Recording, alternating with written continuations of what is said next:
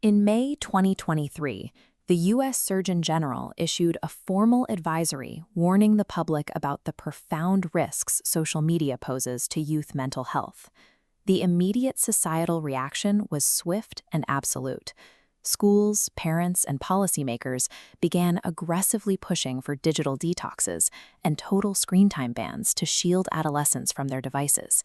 These policies are built on a specific foundational assumption: the belief that any level of social media access is inherently toxic to the developing brain and must be completely eliminated. But enforcing total disconnection introduces a new variable. We have to ask if stripping away a primary social tether creates entirely novel epidemiological and psychological risks for teenagers. Relying on a strict zero-tolerance detox approach may actively harm the very adolescent populations public health professionals want to protect. To find out what actually works, researchers at Harvard and the Dana-Farber Cancer Institute published a state-of-the-art review in 2024 to evaluate the data behind screen time interventions. This evaluation synthesized 139 distinct articles, analyzing a full decade of literature focused specifically on attempts to reduce digital media use. However, the results contradicted the established narrative. The empirical evidence supporting total digital abstinence is poorly defined and consistently yields mixed results. Instead of total bans, the data supports the digital Goldilocks hypothesis. This framework suggests that moderate, regulated use of digital devices yields better mental health outcomes than either extreme overuse or complete abstinence. Maximizing population well-being requires abandoning the detox model. Effective public health policy needs calibrated reduction, active behavioral displacement, and a deep understanding of the user's physical environment. The first problem with digital detox research is definitional heterogeneity. As reviews by Ratke and Nassin point out, the scientific community has no agreed-upon definition of what a digital detox actually is. Intervention dosages vary from study to study. One trial might ask participants to put their phone in a drawer for 24 hours, while another mandates a strict 4-week ban on all applications.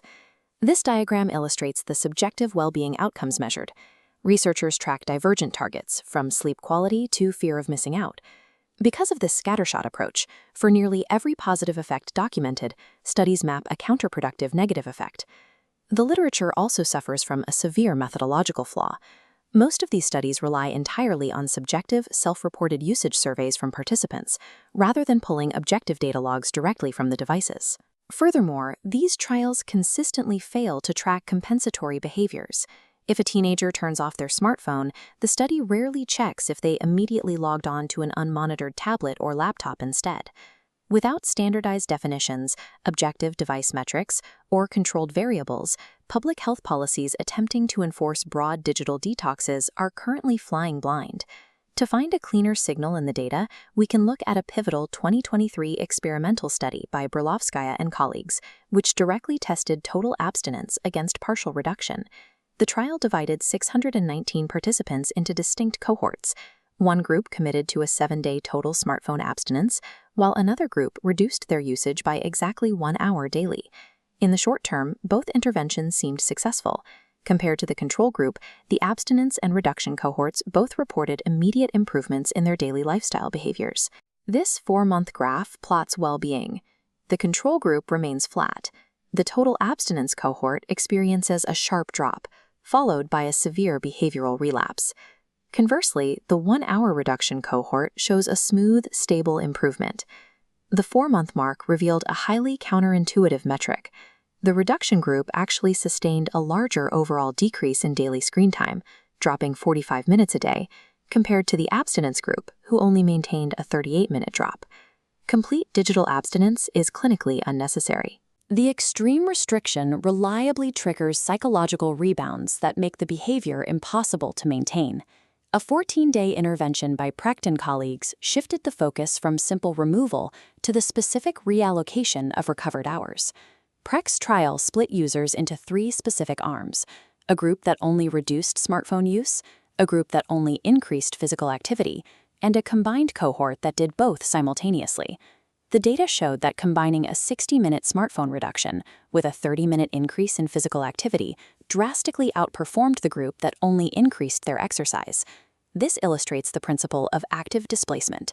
Active displacement is a behavioral strategy where a specific, healthy routine is actively substituted into the exact void left by a restricted habit. This is the opposite of the standard approach, where parents or schools confiscate a device and simply expect the teenager's well-being to spontaneously improve in a vacuum. By giving the brain a replacement activity, the combined cohort experienced reductions in depressive symptoms and positive mental health outcomes that lasted up to 3 months. A successful intervention requires the insertion of active behaviors into a daily routine, moving beyond the simple restriction of screens. A major driver of the detox movement is the displacement hypothesis. This is the assumption that any time spent looking at a screen naturally cannibalizes the hours a person would otherwise spend on physical activity or in-person social interactions.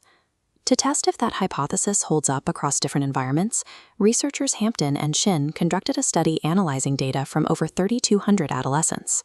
They focused their study on adolescents living in rural areas of Michigan who were already subjected to restrictive media parenting and limited internet access. This flowchart illustrates the traditional displacement model, expecting screen time to push out family and friends. But data disproved this.